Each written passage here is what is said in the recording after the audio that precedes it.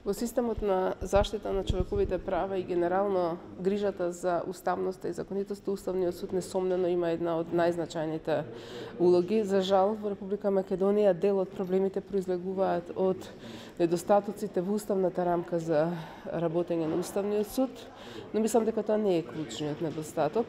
Исто така, особено значајно е покажувањето на личен интегритет од страна на оние кои што седат во рамките на Уставниот суд.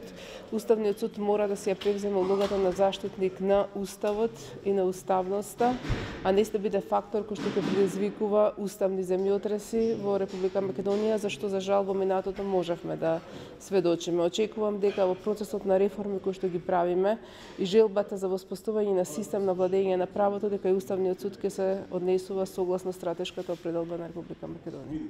И на претходни составници е укажано дека има слабости во работењето на Уставниот суд. Колкав ќе биде патот за тој да се приближи до европските стандарди?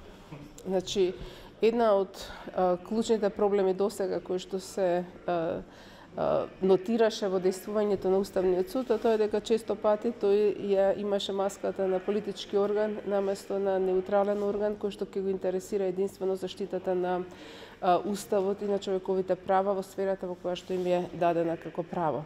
Значи, оваа власт која што во моментот ја врши функцијата не врши никаков притисок врз Уставниот суд и јас од тие причини очекувам тие да можат да работат слободно. Секако тоа се разбира, зависи од нивните лични, професионални капацитети и личниот интегритет.